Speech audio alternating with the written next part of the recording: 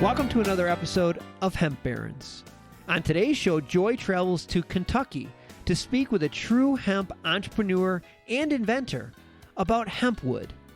This is a fascinating discussion about the process of creating actual hardwood using hemp instead of trees from the Amazon. Let's join Joy's conversation with Greg Wilson from HempWood.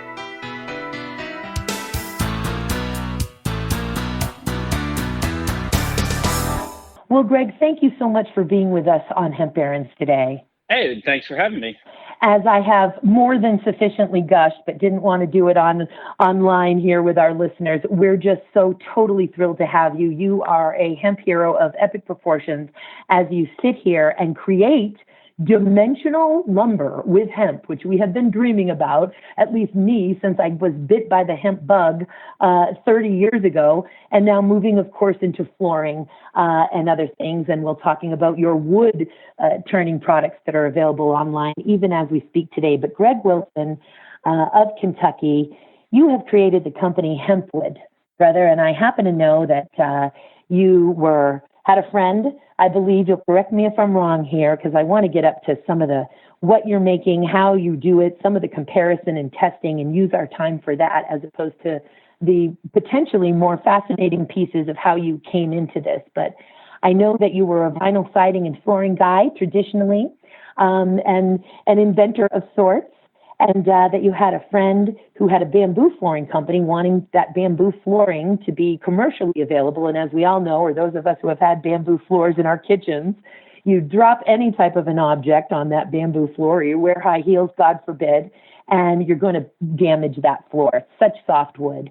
And that you then set up a nanotech lab in Australia and I believe China to study various plant fibers, and lo and behold, discovered that hemp worked. Created the patent, the trademark, bought the URL, and here we have HempWood working with Murray State University on this project, brother. Tell me, what is it right now? Where is your company at in terms of the products that are available today as we speak? And we're right here in mid to late March combating this unprecedented circumstances of coronavirus as we speak today. What can you sell to us? And you're the only ones who can do it on the planet Earth right now. What is it that you can sell as we embrace this versatile, valuable crop? Well, thanks for the introduction. You pretty much summed up the last 15 years in about 2 minutes. But yeah, it has moved from nanotech labs that were developing how to use plant fibers and different types of adhesives to make wood composites or replacements for hardwood trees. So we now currently are making HempWood in our Murray, Kentucky factory in coordination with Murray State University, who was the pioneer in planting hemp in 2014. They were the first university to get the seeds in the ground. So Dr. Brandon, who is the dean of the ag school, which they're a really good ag school here, he got his package in the mail, one of two that made it through back in May of 2014. And when the DEA showed up to confiscate the seeds the next day, he already had a couple acres in the ground. And he told them they're going to have to go and dig it up one by one. So that's the reason that we're here, because he took the risk, and they have 3 or 5 university farms that they grow hemp test plots on since 2014 to do all the different trials, and their students get to trial growing it on the school's dime, basically. And then when they go home after they graduate, most of the ag students go into farming to some degree, whether it's on the commercial side or whether it's actually growing their own crops. But they've had a couple of years practice with doing it at the university farm under the guidance of people that know what they're doing. So that's why Murray in Little West Kentucky is kind of the epicenter of the hemp industry, because we have close to 20,000 acres that was grown within 100 miles of our plant here. And a big portion of that is due to the fact that Murray State taught them how to do it. They have field days. They have all these training sessions. They actually have the Agricultural Hemp Innovation Center is based on campus there, which we're a part of. So that's what ended us up here. We are currently making dimensional lumber in the form of 6x6s. We are cutting those down into boards. Our standard board is a 1x6, and it's priced just above solid oak currently. But we're working on getting it so it's just below in price of U.S. domestic oak. We are now launching our picture frames, which we're making in coordination with one of our cabinet manufacturers here in West Kentucky. They're about 15 minutes away. They'd been doing a lot of trials for us about how the stuff milled and routed and cut and things like that with machinery that we didn't have in-house. And we developed a picture frame with them. So we do dimensional lumber in the forms of 6x6s. We do 1x6s. We can cut it to specialty thicknesses that a lot of people are starting to make guitars and make different projects for, down to 1/4 of an inch. We are launching our picture frames currently as soon as we can figure out how to get the shipping dynamics on our website. If anyone's listening and could help us out with that, that would be really helpful. And our flooring launch was scheduled for NOCO next week, and that has been delayed. I just want to get in there and say how excited I am about that. I'm riding out the coronavirus with Lizzie Knight, one of the co-owners of NOCO. I'm at her ranch here in the outskirts of Fort Collins, because I live in New York and evacuated myself out of New York to Lizzie's ranch. And to say that we are excited for the spa floor at NOCO to be HempWood. I mean, you are the highlight. There are so many exciting things happening at NOCO, brother, but I'm a hemp building materials just complete nut. I've done the training for years for Hemp Technologies, which built the first permanent hempcrete homes in the United States. And the giddiness of the NOCO staff and leadership and those of us who love NOCO and have been with it since the beginning, you're the highlight of NOCO, brother. We're going to have HempWood floors at the spa at NOCO. This is amazing. So we're going to get you in August to do that for the rescheduled dates of NOCO, again, August 6th through 8th now. Is that right? Oh, yeah. So we had our first large-scale production run that we did last week of 1,500 square feet. And that was supposed to be for the trade show. So it was going to be for the spa area as well as our booth. And now we got 1,500 square feet that we're sending out to our first commercial customers because the demand's been built up for a while. So, yeah, we'll absolutely be at NOCO. We will have our flooring listed on our website for sale next month. We were planning on doing it in person at NOCO, but I guess God changed that idea a little bit. And yeah, we have also a lot of different wood blanks for people that we call craftsmen or woodworkers. So people are making guitars and duck calls and bowls and urns and statues and necklaces and rings and all these different items. So if you go to our website, you can also see some of the more popular things that people are putting on their turning machines and their lathes and doing their routing. People are making like pepper shakers and, you name it. I have an arrow that somebody made. I'm seeing that.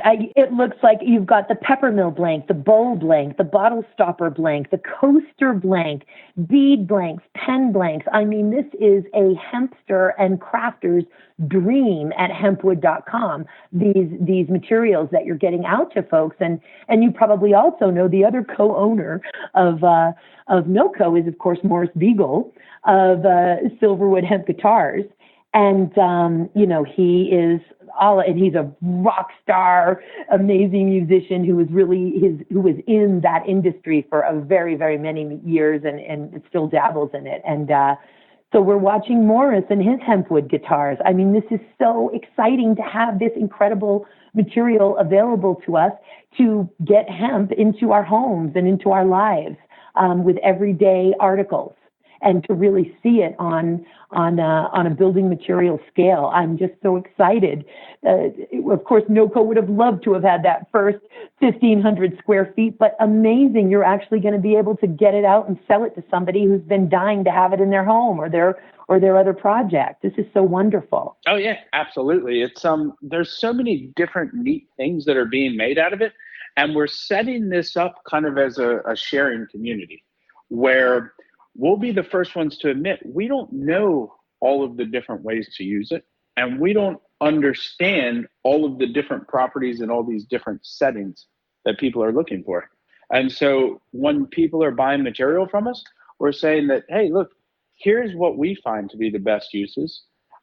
If somebody makes something really creative or wants us to put up what they made on our Instagram site, you can go to HempWood _ and you can see all the different things people are making, and people are sharing with each other how it actually performs, how to use it, what are the little secrets and the little ideas that somebody thought of in, say, Western Canada, that's then sharing that with somebody in Florida that's using it for making different objects, because there's so many different fields that it's starting to creep its way into, and everybody has a different idea of how it's working and how it's happening. So we're trying to do the social media thing where everybody can let each other know what you can make out of it, what are the best techniques for using it. We actually had John, who's our marketing guy. He was with our local wood turner, who we've been working with for 6 months now, and making YouTube videos to just kind of show people how it performs and what are the different things that you need to do, especially when you're like rounding corners, because the hemp fibers are so strong that when you're rounding a corner, they tend to be they fray a little bit or become stringy. But if you put a wood hardener on the corner, if you have like a round corner, put a wood hardener on it and then you sand it and it sands off. But when you try to cut a hemp fiber, because of how strong they are with a blade, sometimes it tears a little. So there's some unique attributes there that really need to get worked out. Oh yeah. And everybody's sharing it. Oh yeah. Every machine that touches hemp has to be modified. That's my general rule. It's a large part of the lesson here, because so many folks, they want some plug and play. Like all of a sudden, we're just going to go ahead and, put hemp fiber into the wood, craft, pulp, cellulose, paper making companies. No problem. Just switch it up. And, there is no plug and play. And that actually is a great segue to what I'm very much interested in speaking with you about, and that is the larger lessons that are going on for us as a planet, as a human race in terms of consciousness, and also on an industrial and agricultural revolution, and that is nanotechnology and permaculture, which basically say nature doesn't make mistakes. Nature is efficient. Nature figures it out. It practices maximum efficiency. And we want to mimic designs and systems in nature to work smarter together, as opposed to harder and against each other in an inefficient manner. And so I think hemp has so much to teach us in that respect, because it's not plug and play. It requires a rethinking of everything. And while we're sitting here rethinking systems, let's go ahead and really rethink them and start to mimic the way nature would design that system. And so right there on your website, it says HempWood is made via a patented process that utilizes biomimicry to transform hemp fibers and protein-based bonding agents into a variable substitute for anything solid oak can be used for. So I first want to talk about biomimicry, and then we can talk also about all of the purposes that the hemp crop is used for, at least your source of it. Some people, many folks are growing for only one purpose, and right now, because the market was there, that was extract for the most part this year. Of course, we have the major overproduction problem and saturation in the market. But we'll get on to those other types, dual and tri crops, and really utilizing the whole crop. But let's go back to biomimicry, brother, and explain to us what that means, and then specifically what that means for HempWood. So the easiest way to explain it is that you are mimicking what nature does, just as you said.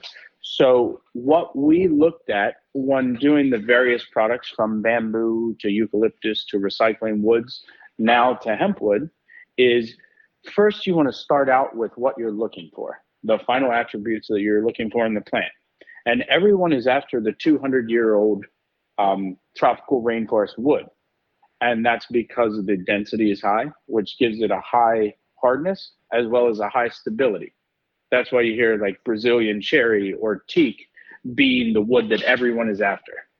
So we determined that you want to have a high density wood that is mimicking a 200-year-old rainforest tree.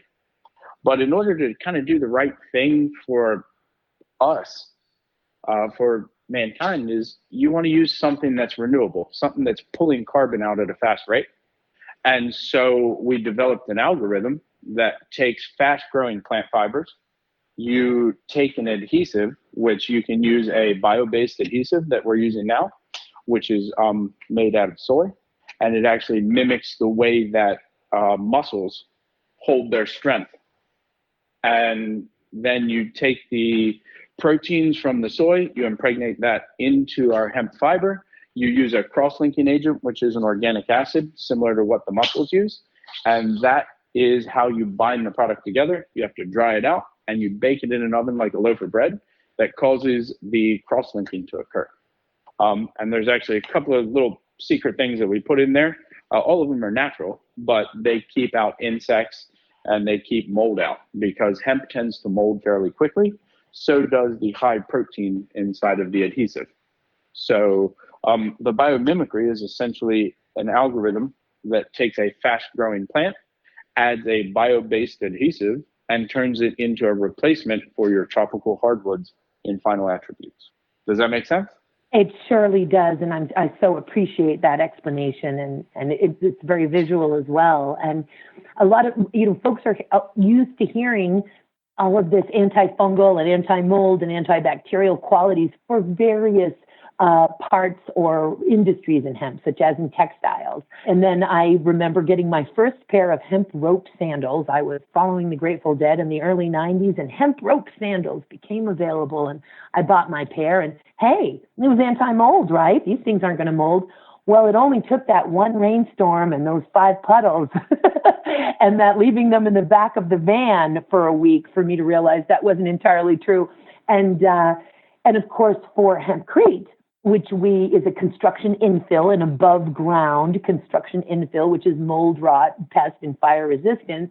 That is because of the lime, of course. That's a hemp hurd, that inner woody core of the hemp stalk for our listeners, as opposed to that bast fiber, the outer bark of the hemp stalk, and a very particular lime and water. But it's the lime, of course, and the specific mixture, ensuring that you've done it correctly, that keeps out the mold. So you have to compensate for that with the hempwood product. And let's talk for a moment, as we discuss those things, why hemp? Of course, there are many different attributes. As we often say, hemp may look like canaf or flax as it's growing, but on a microscopic scale, and certainly on a nano scale, which we didn't even have the ability or technology to see hemp on a nano scale 30 years ago, when we were really first getting involved in this movement in this industry. It's quite different. So let's talk about then why did hemp fiber work, the hemp plant work, versus these other plants? Okay, so the first thing that we look at is how the plant grows. And so if you have a plant that grows really fast, it ticks the box of being a renewable resource. But it also means that the plant has capillaries that run through it, or it has a means of transferring nutrients and sunlight and just the different soils and elements and rain and water, because it grows so fast. And those capillaries are actually what we use in our process, because we take the adhesives and we dilute them down with water significantly. And then we use the water as the vehicle to drive the proteins into the cell structure. So you're impregnating it rather than encapsulating it. Very often when people would take something, like if you took a stick and dipped it into water, then you would just be encapsulating it, or dipped it into glue. Whereas we break the cell structure open, but it's already partially open because it has these capillaries in it, and it allows that adhesive that we had been diluted down with water to drive into the cell structure of it. So that's really important because that's what gives you your strength and your density. Whereas if you're using something that grows really slow and it already has all of its lignins and cellulose in place, that's already giving it a hardness, you can't get that same method of making it. So the fact that it grows really, really fast and the fact that it looks kind of like bamboo turned me on to the ability to use it. And so we started looking at, we actually took it from some tea fields in China because they use hemp for tea over there. And they had these long stalks after the people were picking the hemp flower off and the leaves. And we used those stalks in the nanotech lab to just see if it works. So it made sense to do, but it kind of sat on the shelf as a joke. I had a sample sitting on my desk since maybe 2010 and used to say to people that the manufacturing algorithm is so versatile, we can turn weed into wood. And that's before I even knew about the whole hemp element of it or before I was really into that. It was another plant fiber that made sense to use. And it was not legal, so it didn't make sense to commercially pursue. And 2014 changed all that. So 2014, with passing the hemp bill, then it actually allowed it in certain states, and it did not allow it federally.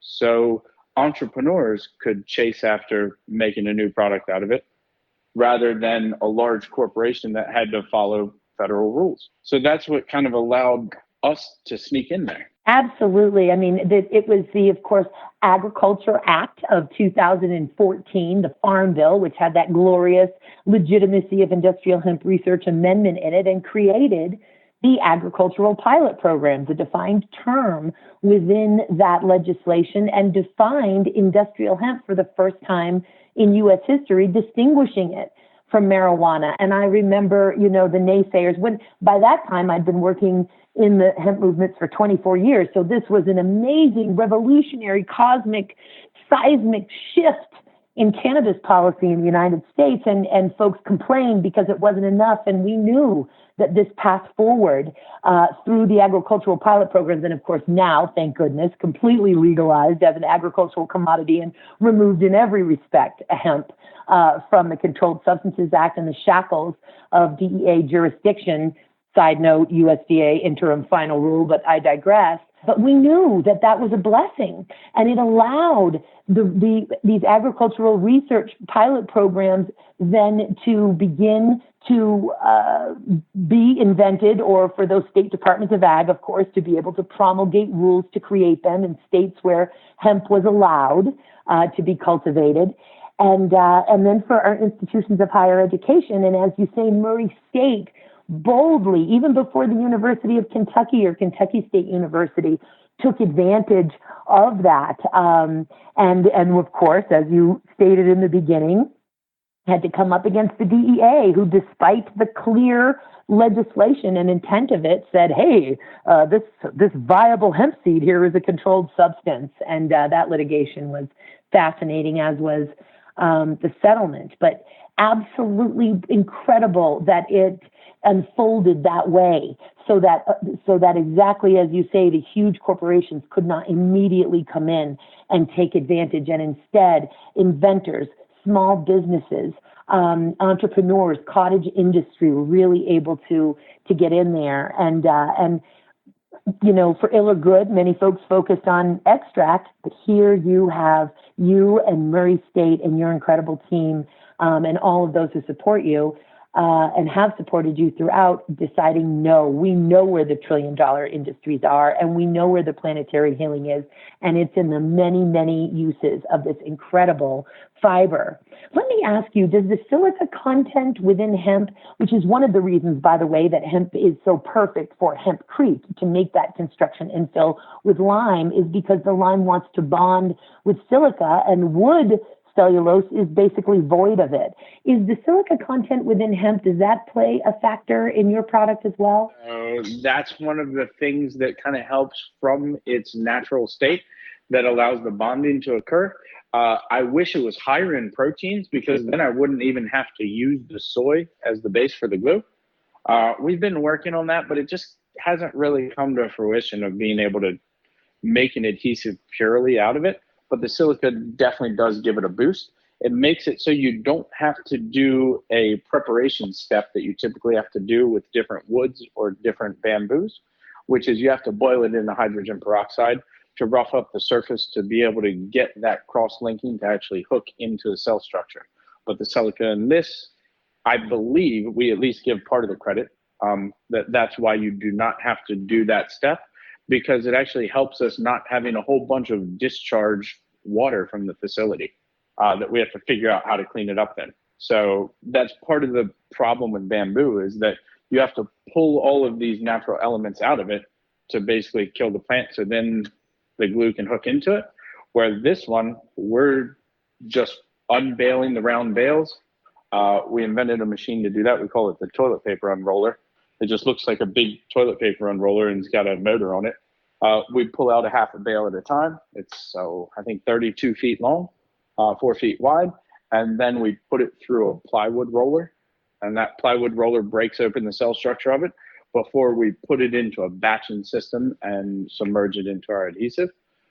Once it comes out of there, we took a tobacco barn and we hooked up a silo dryer that you use for like drying corn and beans.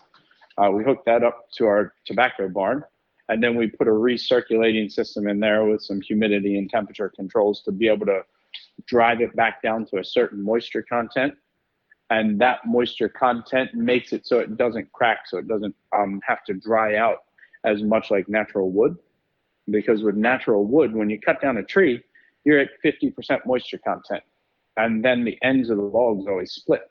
And so you're ending up cutting off the last 6 to 12 inches of each end of the log before you turn it into boards, where we're able to avoid that wastage because we dry it out to a moisture content that is appropriate for what we want to do with it.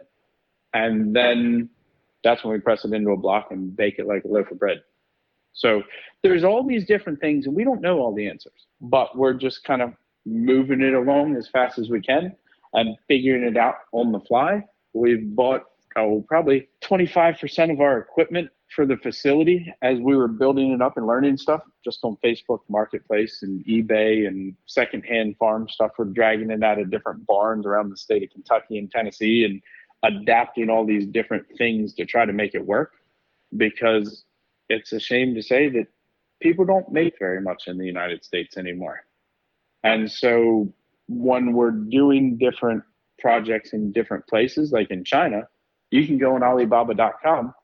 When you have an idea of how you could process or adapt the process in some sort of piece of equipment, go in Alibaba, you can buy that equipment, it arrives next week, and you can do your trials, and it's really inexpensive. Here, nobody makes machines anymore, or very few do. And so we have to take a machine that's 30 years old sitting in somebody's barn, and then we have our in-house machinist who sits down with our engineering team and says, how should we adapt this thing to try to make it work on hemp? And then all of a sudden it kind of works when we take these older machines and adapt it. And then we have to build new machines based off of what we prototype there. For instance, we actually create a significant portion of our own energy in the plant by taking our waste hemp, and we have a bio burner that turns that into our heat for our facility, as well as the heat for our ovens for baking and the heat for our kilns for drying out the wood.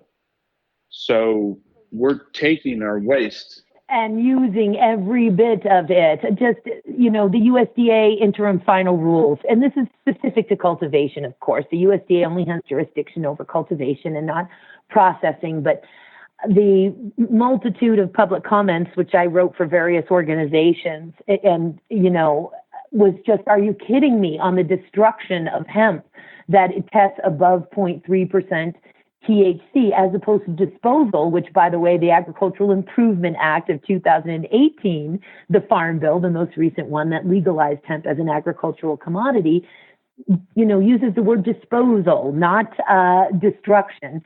And so literally begging the USDA in these public comments to, at a minimum, allow for biodigestion and pyrolysis, and to spell it out, because the USDA is actually conducting research on pyrolysis, to please, at minimum, allow the use on farm for this hot hemp, so to speak, or non-compliant hemp, to be used for biodigestion and pyrolysis. It is more of a thrill. I mean, more as in I was already so beyond impressed and just in love with HempWood for a number of months now. And now to discover that you are using your waste hemp then to create energy in the facility. This is mind-blowing to me. This is so great to understand about HempWood. Yeah, and so we had to figure out that whole process of it by taking locally made bio burners that typically are used at wood mills, and they take chips, wood chips and sawdust. We have plenty of sawdust from here. We put that in there, but we have to figure out how to grind up the hemp. And nothing likes to grind hemp because it's so tough and hard. So we had to take plastic grinders and then modify them to be able to put the hemp stalks into it so we can grind it up, and there's dust everywhere, and just, it works, but it's a pain in the butt. So we take our waste, we grind it up, we turn it into the energy. And then because we have to use higher temperatures for setting our glues, typically these are only using water to transfer your heat to the different areas inside of your plant. But we had to come up with a solution that was not oil to be able to transfer the heat to the different sections in our plant.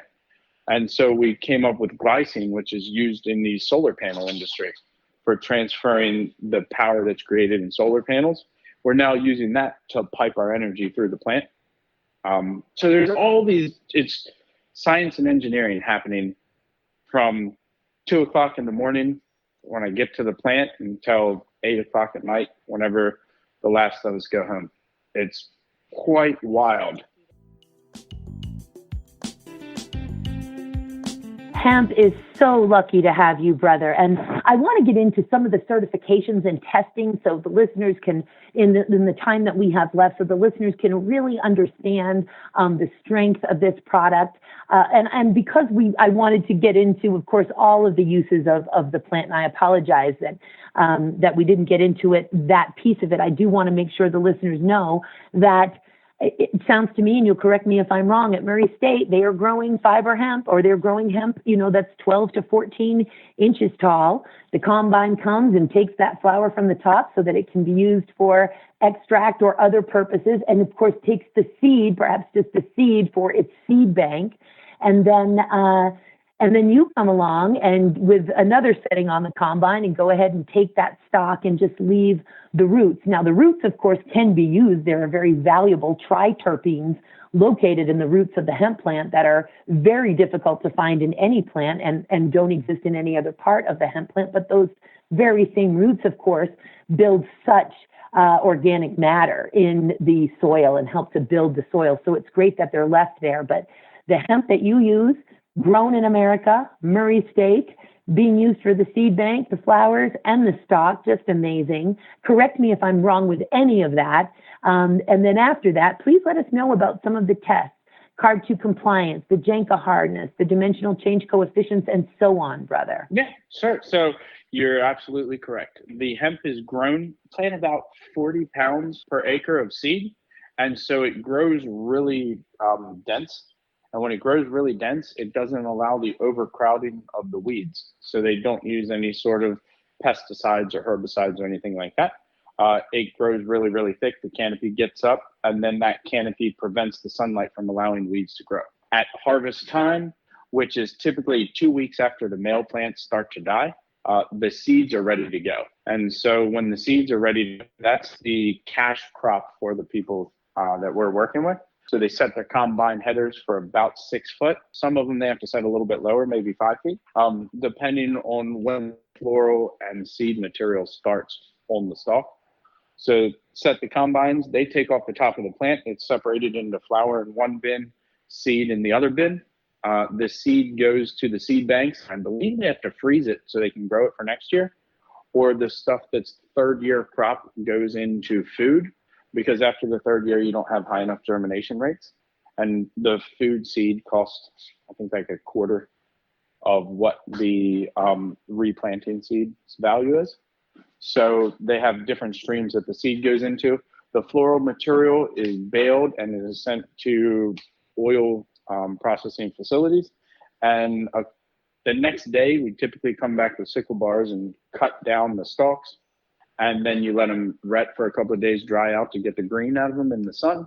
Turn it over with a windrow, come back and bale it. And then we get 4 to 8 truckloads a day into the facility here, or we're stuffing every barn we can find around here full of hemp, keep it out of the rain. When it comes in here, then we go through, right now we're only doing maybe 1 to 2 tons a day. We want to be able to get up to processing a ton an hour in the facility here. So it's on the way, but yeah, none of the plant is wasted. They do leave the roots out in the field. I think that's just because when you're dealing with thousands of acres, how are you going to dig thousands of acres of roots out of the ground? People are doing trials. There's all types of research happening on it. But when you say biomimicry and trying to use the whole plant and everything, our company's name is actually Fibonacci. And it's named Fibonacci because we use the Fibonacci sequence in that manufacturing algorithm. And that's the sequence of life. That kind of tells you what is the optimum means of putting certain items into nature due to sunlight and due to rain and how things can optimally grow. And so that's what we use to make this product. So it's kind of a full circle thing. There's a reason that number comes up in nature so much. And there's a reason it works for making our different products. We might not know exactly why, but it does. And that Fibonacci sequence that gives us our density of the final product gives us our hardness, which is the Janka hardness. And the Janka hardness is you take a ball bearing that's essentially 1 inch in diameter, and you measure how much pressure it takes to have, I believe it's 50% of that ball bearing imprint into the board or the material that you're putting into it. And so our Janka hardness ratings have come back in the 2,800 scale. I've seen some that were 2,500 up to 2,800, where your domestic oaks are typically 1,800. So it's significantly higher than what oak is. We only claim 20% higher in hardness because it's a lot easier to under-promise and over-deliver than to say every single one is 50% harder, and then some of them come back as only 40% or 35%. Some of the other testing that we do on them, they're all ASTM, I believe it's 1037A is the standard testing for wood materials and composites. And so we do our wet testing, we do our dimensional change coefficient according to those. We do our dry strength testing, which is an impact test. It's essentially like a hammer that you take to see how much force it takes to actually break the wood. Your accelerated aging, where you put your materials into water for 2 hours and then take a measure, 24 hours and take a measure, and then you let it dry back out and take a measure. You also have, I believe it's the 8-hour soak test, where you put it in water for 8 hours and you let it dry for 8 hours, and then you put it in an oven for 8 hours to do your accelerated aging, going through different climates, basically. Even though that one doesn't pertain to ours because we're not an exterior product, we still run those tests. You have your CARB 2 compliance, which is VOC emissions. Because we're adding no formaldehyde, we do not have any VOC emissions that have been added to our product. All natural plants do have a little bit. So all trees and leaves and everything like that have a little bit, but we have 0 added formaldehyde. We have 0 added VOCs. Other testing that we do. There's a lot of different processing testing for how it cuts, how it sands, how it stains, how it's moisture resistant. Right now, we are doing a interior non-structural, which the standard uses would be flooring is typically about 60% of the different products that we come up with by volume. We have furniture, which includes stair treads and cabinetry, as well as chairs and desks and tables and things like that. Furniture usually ends up being about 20% of the output of the different products we come up with. And then home goods and hobby woods. And home goods and hobby woods go into all different types of lamps and Oh, you name it. There's people making what they call, for the wounded warriors scenarios, they were making defense canes. So people that were wounded in the military, instead of just having a regular cane, they have a cane that's made out of something that's harder that they can defend themselves. It makes them feel a little bit better. There's people making chef knife handles, duck calls, everything you could think of. And it works for most of it, but there's a serious learning curve for all of that. And trying to figure out how it will work in different uses is still, there's a lot of work to be done there.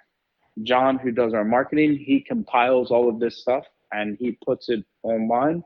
We try to share it as much as we can on the website through our different partners that we're working with, like Real Lumber out in California. They're really good to us. Tennessee Wood Flooring that we do the flooring with, they're really good to us.